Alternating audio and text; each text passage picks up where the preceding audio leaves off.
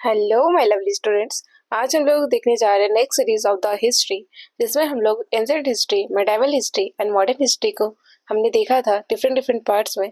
आज हम लोग इसी सीरीज को आगे बढ़ाते हुए नेक्स्ट जो कि concept that is related with the Gupta empire, उसके बारे में समझेंगे। पिछली वीडियो में हमने मॉडर्न एज के बारे में समझा था, जिसमें हमने बहुत सारे डिफरेंट डिफरेंट कंसेप्ट को भी समझा था।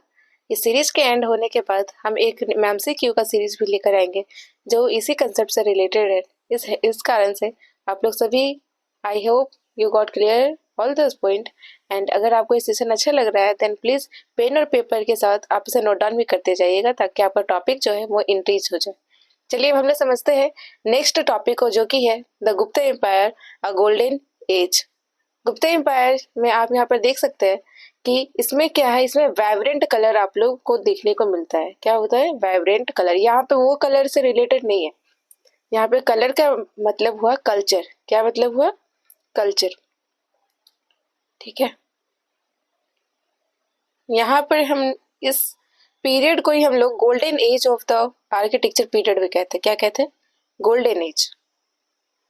गोल्डन एज इस कारण से नहीं है कि आप इसके नाम पर मत जाइएगा कि गोल्डन एज जो है, अगर यहाँ पे गोल्ड का सभी चीजें मिलते होंगे। नो नो, गोल्डन एज का मतलब होता है कि यहाँ पर हर चीज जो है वो फ्लरिश हुई थी उस समय। जैसे चाहे वो आर्ट हो, चाहे वो डांस हो, चाहे वो टेम्पल आर्किटेक्चर हो, चाहे वो स्कल्पचर हो यानी मूर्ति बनाना हो, चाहे वो मंदिर बनाना टेम्पल आर्किटेक्चर हो, या फिर डिफरेंट डिफरेंट ट्रेडिशन को फॉलो करना हो, वो सभी जो है वो गुप्ता एम्पायर में देखा गया था। From the science and technology portion, these region is also one of the flourishable portion of that time। मतलब कि साइंस और टेक्नोलॉजी में भी वो उस समय के बहुत ज़्यादा इंपॉर्टेंट रोल प्ले करते थे। जितने जितने भी आप एस्ट्रोनॉमी से रिलेटेड, जितने भी आपने महान महान विद्वानों का नाम सुना होगा एंशिएंट इंडिया में, वो मेनली इसी लाइन से बिलोंग करते हैं। चलिए हम लोग समझते हैं कि करके सभी कंसेप्ट को। जैसे कि आप यहाँ पर देख सकते हैं कि गुप्ता एम्पायर जो है, इसमें सबसे पहले ये बताया गया है कि गुप्ता एम्पायर का जो राइन है वो आप देख सकते हैं कि 320 से 550 BCE से आपका स्टार्ट, मतलब 320 BCE से इसका कॉमन एरा से इसका राइन जो है वो स्टार्ट हुआ है। BCE और कॉमन एरा में बहुत अंतर है। BCE यानी before common era, and C is the common era. Common era जब स्टार्ट होता है जब जीसस क्राइस्ट का बर्थ जो पीरियड है वो हो चुका था। I hope you got clear this point. मैंने पिछली वीडियो में भी इसके बेसिक से लेकर एडवांस तक के सभी चीज़ों को समझाया है। अगर आपने नहीं देखा है तो फिर आप पीछे जाकर के उन सभी वीडियो को चेकआउट कर सकते हैं। चलिए हम लोग आगे समझते हैं इसे। जैसा भी मैंने समझाया आपको कि ये क्या है, golden age of the Indian culture भी कहा जाता है। इस कारण से नहीं कि यहाँ पे गोल्ड मिला जाता था, बट उस समय क्या क्या डेवलप हुआ, उस समय आर्ट्स डेवलप हुआ था। यानी आर्ट्स का मतलब होता है जैसे म्यूजिक है, जैसे डांस है, जैसे किसी राग हो गया, सुर हो गया, ये सब जैसा भी आप वो सुन रहे हैं, म्यूजिकल फॉर्म हो गया, ये सब सभी चीज़ें, सितार, वीणा, ये सब सभी चीज़ों का मैक्सिमम यूटिलाइजेशन उस समय देखा गया था। साइंस के फील्ड में भी उस समय बहुत ज़्यादा फ्लरिशमेंट, बहुत ज़्यादा बढ़ोतरी हुई।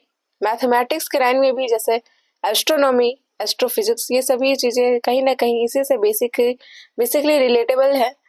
I hope you got clear this point. आपने जीरो का आविष्कार सुना होगा, है ना? तो ये सब सभी चीजें उसी समय से रिलेटेड है। फ्लरिशिंग ऑफ हिंदू फिलोसफी, यानी हिंदुइज्म को फॉलो करने वाले फिलोसफिकल एस्पेक्ट को भी यहाँ पर ज्यादा देखा जा सकता है। मौर्य पीरियड में क्या था, मेनली 3 रिलीजन के बेसिस पे था। सबसे पहले चंद्रगुप्त मौर्य ने क्या फॉलो किया था? चंद्रगुप्त मौर्य ने जैनिज्म फॉलो किया था, मैंने आपको पिछली वीडियो में बताया था। अशोका ने बुद्धिज्म फॉलो किया था, और उसके फर्दर जितने भी किंग आए हैं वो कहीं ना कहीं मिक्स रिलीजन को फॉलो करते हुए नजर आए। लेकिन जब गुप्ता एम्पायर की बात की जाए तो यहाँ पर मेनली जो फोकस पॉइंट था वो वर्ना सिस्टम या फिर हिंदुइज्म में देखा गया था। वर्ना सिस्टम में क्या है और ये हिंदुइज्म की फिलॉसफी क्या है, चलिए हम समझते हैं।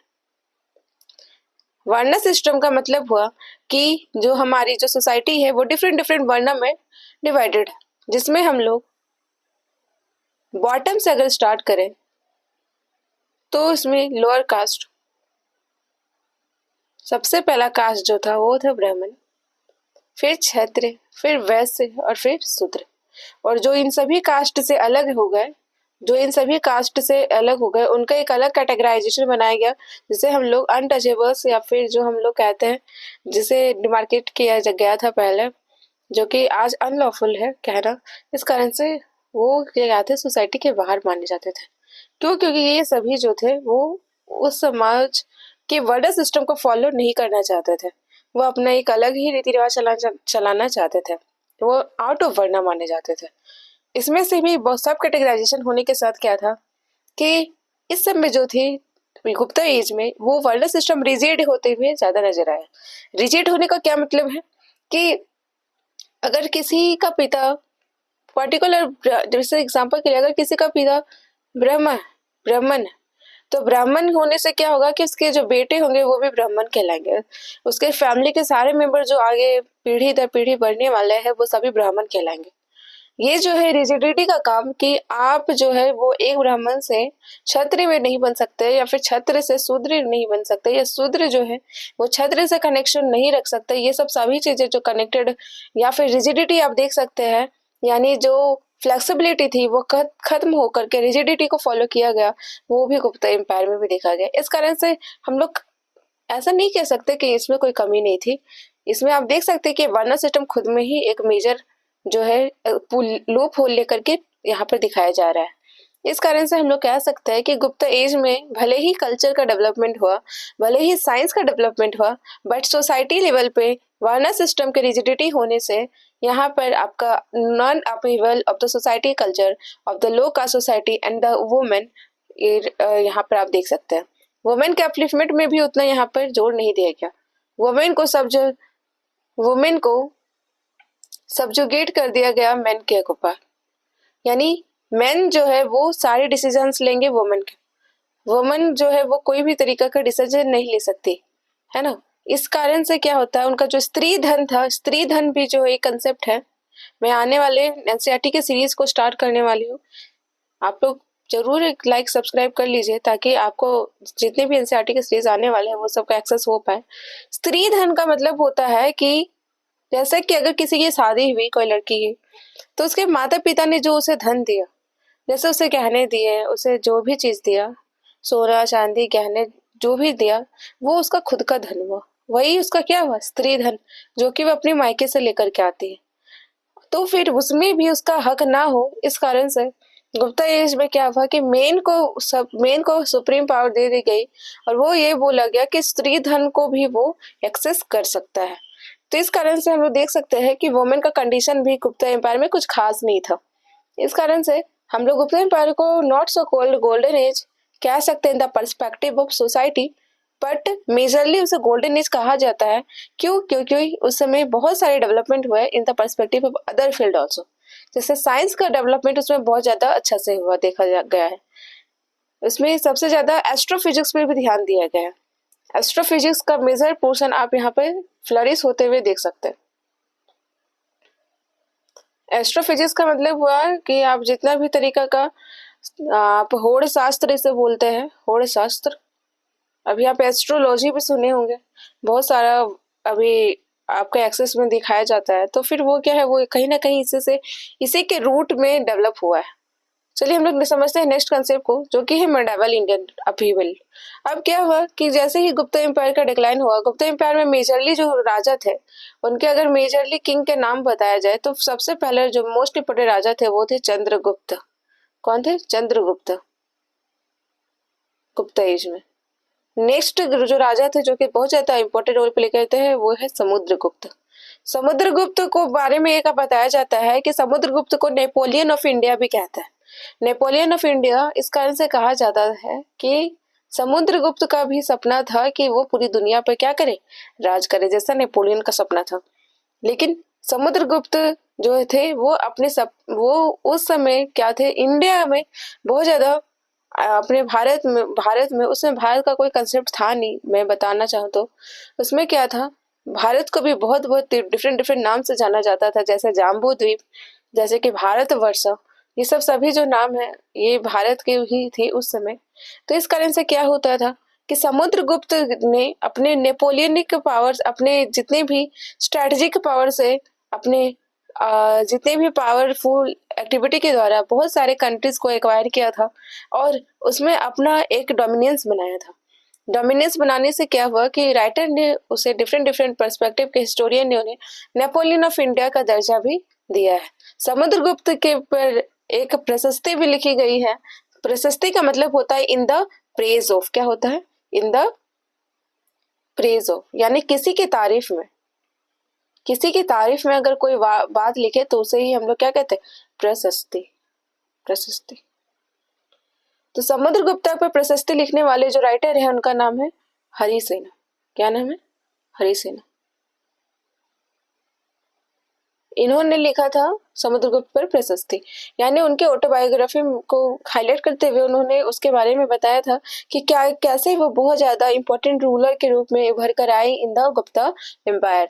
समुद्रगुप्त के बाद भी बहुत सारे डिफरेंट डिफरेंट किंग आए हैं, जिसमें हम लोग एक एक करके फिर इसके सीरीज को हम लोग कंप्लीट करेंगे from the different perspective in the NCERT. I hope आपको यहाँ तक सभी चीजें क्लियर हो गई होगी। अगर कोई भी डाउट है देन आपको प्लीज कमेंट सेक्शन में आप बताइए, मैं उसे सॉल्व करूंगी। जब तक के लिए हम लोग पढ़ेंगे मेडावल इंडिया। हम लोग मेडावल इंडिया पहुंच रहे हैं। मेडावल इंडिया में हम लोग क्या देखेंगे कि मेडावल इंडिया में सबसे पहला जो रोल होता है इसमें सल्तनत का पीरियड स्टार्ट होगा। किसका पीरियड? सल्तनत।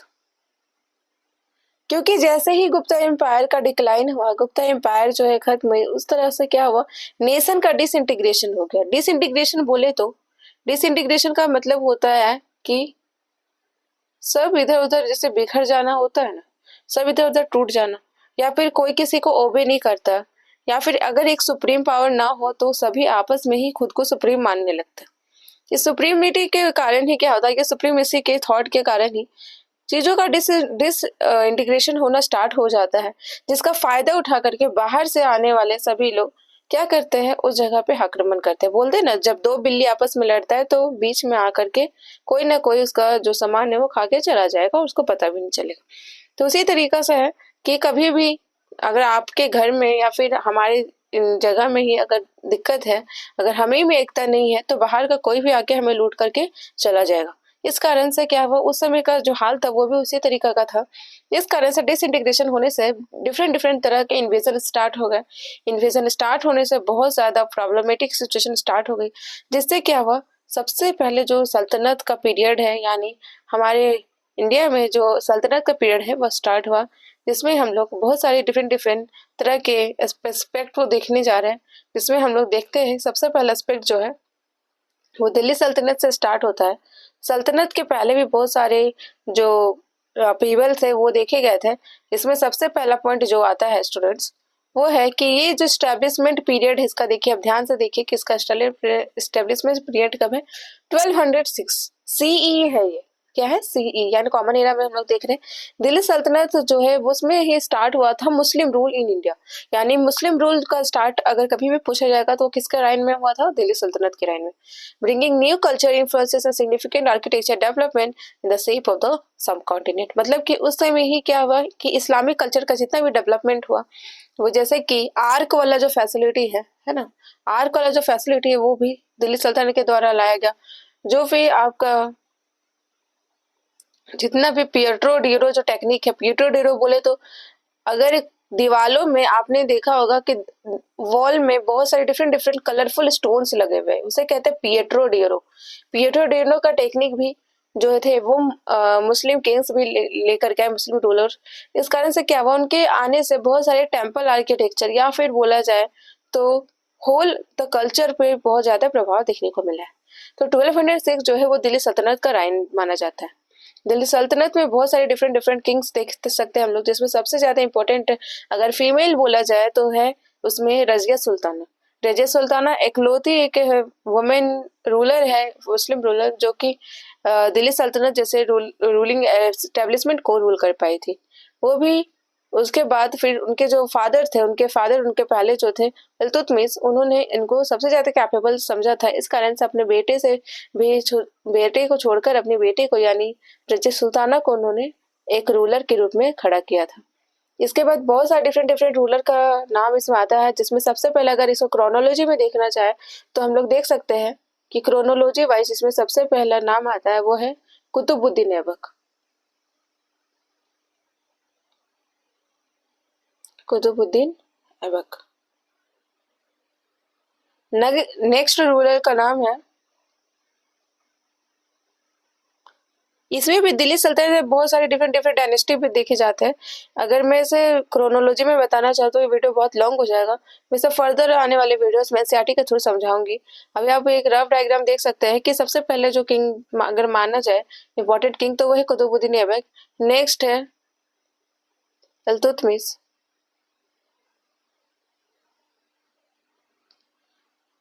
उसके बाद आपका आएगा रजिया सुल्ताना, जो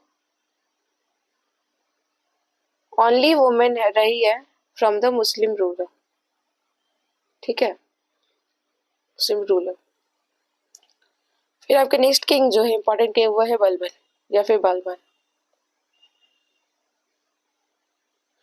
ये सभी किंग जो है स्टूडेंट्स ये बहुत ज्यादा इंपॉर्टेंट रोल प्ले किए थे इन द दिल्ली सल्तनत।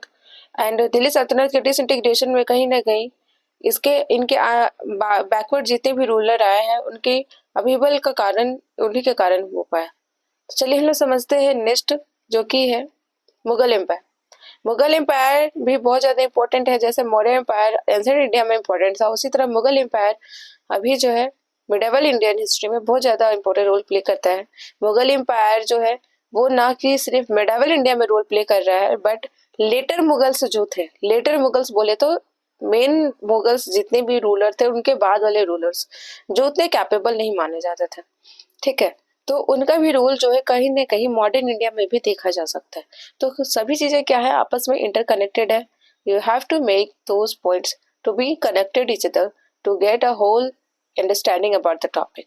I hope you got understanding of this topic. चलिए हम लोग समझते हैं मुगल रूलर को। मुगल एम्पायर में अगर मैं बताना चाहूँ तो इसे बहुत ज्यादा इंपॉर्टेंट इसमें जो डेट लाइन है वो है 1526। 1526 सीई में क्या हुआ था कि मुगल एम्पायर जो थे आपका सबसे पहले जो है उन्होंने कुतुब दिल्ली सल्तनत को हटा करके डिसथ्रोन करके मुगल एम्पायर की नींव रखी। मुगल एम्पायर की नींव रखने से बहुत ज्यादा इंपॉर्टेंट रोल प्ले करता है इसमें, जिसमें हम लोग बहुत ज्यादा इंपॉर्टेंट रूलर के नाम को देख सकते हैं। सबसे इम्पोर्टेंट किंग के या फिर रूलर का नाम इसमें जो आता है वो है बाबर। बाबर ने ही 1526 में एक बैटल के थ्रू जो कि इब्राहिम लोदी के साथ खेला गया, इब्राहिम लोदी जो थे वो लास्ट दिल्ली सल्तनत के किंग माने जाते हैं लोदी डायनेस्टी के, जिससे क्या हुआ कि उसमें ही मुगल एम्पायर का है वो राइज या फिर अपहीवल देखा गया और दिल्ली सल्तनत का डाउनफॉल देखा गया। इसमें बहुत सारे इंपॉर्टेंट रूलर है। इसमें अगर फर्स्ट पॉइंट अगर हम देखना चाहें तो फर्स्ट पॉइंट में अगर हम लोग यही समझ सकते हैं कि बैटल ऑफ पानीपत के द्वारा, बैटल ऑफ पानीपत, पानीपत हरियाणा में एक जगह है जिसमें क्या हुआ एक फर्स्ट बैटल खेला गया था जिस किनके बीच ये हुआ था, इब्राहिम लोधी जो कि दिल्ली सल्तनत के थे, दिल्ली सल्तनत बाबर के बीच, बाबर जो कि मुगल से रिलेटेड थे। इसमें क्या हुआ कि इब्राहिम लोदी की जो सेना थी वो डिफीट हो गई यानी हार गई in the hand of Babur. Babur के द्वारा, क्योंकि बाबर का जो इक्विपमेंट थे, बाबर के जो आर्मामेंट थे वो बहुत ज्यादा स्ट्रांग थे as compare to the Ibrahim Lodi. Ibrahim Lodi का सभी चीजें उस पर फेल हो गई क्योंकि बहुत सारा डिफरेंट डिफरेंट टेक्निक के थ्रू बाबर ने और गन पाउडर के कैपेसिटी के कारण इब्राहिम लोदी को डिफीट करने में हासिल किया और अपनी जो मुगल डायनेस्टी है उसका शुरुआत की थी। इसमें डिफरेंट डिफरेंट रूलर्स के नाम देख सकते हैं, जिससे बहुत ज्यादा कंफ्यूजन बच्चों को देखने को मिलता है। अगर आप सभी रूलर्स में कंफ्यूज करते हैं देन आज हम आपको एक ट्रिक समझाने जा रहे हैं जो कि बहुत ज्यादा रिलेटेबल है इस टॉपिक से। इससे क्या होगा आप रूलर्स को पहचानने में कभी भी मिस्टेक नहीं करेंगे। चलिए समझते हैं उस ट्रिक को। ट्रिक जो है वो है बादशाह।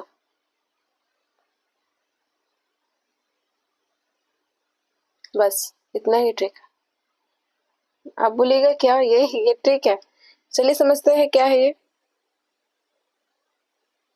देखिए, बी से हुआ बाबर, एच से हुआ हुमायूं, ए से हुआ आपका अकबर, जे से जहांगीर, एच से शाहजहां और ए से आपका हो गया औरंगजेब। ये बादशाह के थ्रू ही आप सभी के रूलर के नाम को समझ सकते हैं, और ये क्रोनोलॉजिकल ऑर्डर में है, यानी कि एक के बाद एक जो भी रूलर आते गए उन सभी का नाम मैंने आपको समझाया है। बादशाह आप याद कर सकते हैं, जैसे कि ये लोग जब आए थे तो अपने आप को बादशाह बोलते थे। क्या बोलते थे? बादशाह। लेकिन हमें इनको याद करना है बादशाह से, ठीक है? तो ये बहुत ज्यादा रिलेटेबल है, आपको याद भी हो जाएगा। I hope you got this point. चलिए अब हम लोग समझते हैं अकबर के राइन में होने वाले बहुत ज्यादा इंपॉर्टेंट अपहीवल को। अकबर का जो राइन है वो बहुत ज्यादा इंपॉर्टेंट है। जैसे अशोका का जो राइन था वो बहुत ज्यादा इंपॉर्टेंट हुआ करता था in the ancient history of the Maurya dynasty, उसी तरह मुगल एम्पायर में जो है वो अकबर का राइन बहुत ज्यादा इंपॉर्टेंट है। इन्होंने एक अलग ही रिलीजन निकाल दिया था जो कि मॉडरेट लेवल का माना जाता था। हाँ, भले ही वो हर जगह स्प्रेड नहीं हो पाया, लेकिन वो अपने आप में ही बहुत ज्यादा इंपॉर्टेंट रोल प्ले करता है। इसमें जो उन्होंने रिलीजन का नाम रखा था वो था दिन ए इलाही, दिन ए इलाही। इन्होंने अपना एक ऑर्डर रखा। क्यों? क्योंकि इन्होंने सभी रिलीजन में कुछ ना कुछ खास बातें समझी, और सभी रिलीजन में कंजर्वेटिस्ट ना होकर के लिबरल अप्रोच को दिखलाया। लिबरल अप्रोच बोले तो उदारवाद का अप्रोच। लिबरल अप्रोच का मतलब, जैसा कि मेरे सामने बहुत सारे चॉइसेस है, तो ऐसा नहीं कि मैं सबको नेग्लेक्ट कर दूं, मैं सबको हटा दूं कि नहीं मुझे ये पसंद नहीं है तो मुझे ये नहीं चाहिए, ऐसा नहीं है। अगर कोई चीज है तो फिर मैं उसे अच्छे पॉइंट्स को उसको निकालूंगी और एक अपना ही एक अलग तरीका का कुछ चीज बनाऊंगी।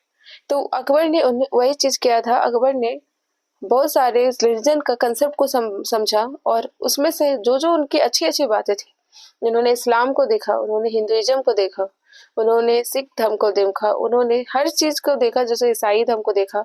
उन सभी में जो अच्छी अच्छी चीजें थे उनको निकाल करके एक नया रिलीजन बनाने का नींव रखी, जो जिनका नाम था दीन इलाही। लेकिन हाँ, ये ज्यादा फ्लरिश नहीं कर पाया क्योंकि उस समय के अकॉर्डिंग वो एक्सेप्ट ही नहीं कर पाया सोसाइटी के द्वारा। इस कारण से वो नहीं आगे ही नहीं चल पाया। वो अकबर के साथ ही वो रिलीजन जो है वो करना खत्म हो गया। इसमें जो उनके जो बीरबल जो थे उनके कोट पॉइंट, तो वो ही जो थे वो इसमें दिन इलाही पे जुड़े हुए थे। तो आई होप आप समझ सकते हैं कि इसे कितने ज्यादा इंपॉर्टेंट रोल प्ले करते हैं अकबर जो है वो अपने अकॉर्डिंग। अकबर का जो राइन था वो और भी बहुत सारी चीजों के लिए जाना जाता है। जैसे कि अकबर ने जितने भी अलायंसेस बनाए थे या फिर जितना भी डायनेस्टी को एक्वायर किया था, वो बहुत सारे तरीकों से, जैसे मैरिज के थ्रू उन्होंने किया था।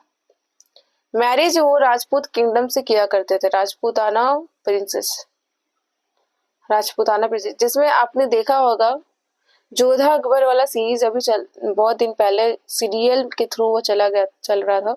तो उसी में जो है वो हल्का बाई के नाम से जो है वो मेंशन की गई है इन द बुक्स। तो उसमें हम लोग समझ सकते हैं कि क्या है वो भी आपका मैरिज अलायंसेस का एक पार्ट है, जो कि अकबर के द्वारा चलाया गया था ताकि राजपूताना किंगडम से वो लड़कर नहीं, वो उनका हर समहाउ उनका यूज करके वो अपने आप को डायनेस्टी को इंक्रीज कर पाए। और सेकंड जो उसमें उनमें जो था वो था वॉर।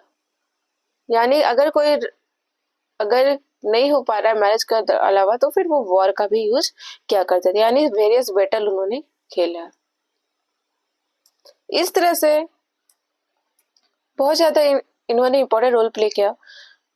हुमायूं जो थे, हुमायूं का राइन जो कि अकबर से पहले का राइन है, वो भी बहुत ज्यादा अपहीवल और डाउनफॉल से रहा है, क्योंकि हुमायूं और अकबर के राइन के बीच में एक और राइन देखा जाता है जिसे कहते हैं सूर। क्या कहते हैं? सूर डायनेस्टी, है ना? सूर डायनेस्टी जो कि कहाँ पर फ्लरिश हुआ था? आपका बंगाल में। कहाँ पे? बंगाल में। और इसने क्या किया था? हुमायूं को हरा दिया था। इसमें सबसे ज्यादा जो इम्पोर्टेंट रूलर नाम है उनका नाम है शेर शाह सूरी। क्या नाम है? शेर शाह सूरी। इन्होंने हुमायूं को डिफीट कर दिया था, और हुमायूं और अकबर के बीच वाला राइन जो आता है वो शेर शाह सूरी वाला राइन है। हुमायूं इसके बाद भी आया, बट उसे समहाउ वो लाइब्रेरी, बोला जाता है कि लाइब्रेरी में एक्सीडेंटली उनकी डेथ हो गई थी। उसके बाद ही अकबर अपने गद्दी को संभाले। यहाँ तक हम लोग समझ चुके हैं। अब हम लोग समझते हैं नेक्स्ट, जो कि है जहांगीर।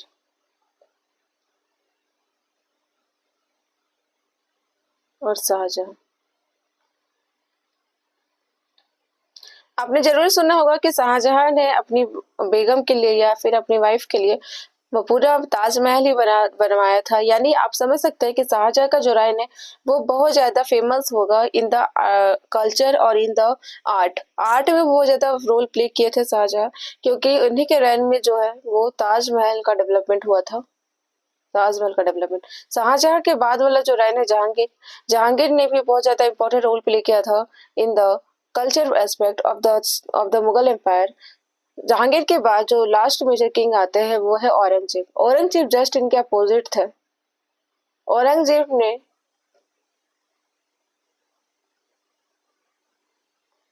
का इम्पोर्टेंट जो रोल प्ले है इन द कल्चर वो था 2.5 दिन का झोपड़ा। क्या था? 2.5 दिन का झोपड़ा। ये इनके मेजर डेवलपमेंट में है। और फिर है आपका एक और है बीवी का मकबरा। बीवी का मकबरा ये भी जो डेवलप है वो औरंगजेब के द्वारा कराया गया था। औरंगजेब ने बहुत सारे डिफरेंट डिफरेंट पॉलिसी को फॉलो किया था, जिसमें उन्होंने राजपूत के प्रति कोई भी मैरिज अलायंसेस को ना प्रमोट करते हुए उनसे कट्टर दुश्मनी टाइप का करने लगे। जिसके कारण से क्या हुआ कि औरंगजेब के डेथ होने के बाद उनके बाद वाले जितने भी किंग्स आए, जैसे बहादुर शाह, जफर बहादुर शाह वन, ये सब सभी जो भी थे वो उन्होंने हर समय वो डिफीट ही का सामना कर पाया, क्योंकि वो सभी अलायंसेस को ब्रेक कर चुके थे।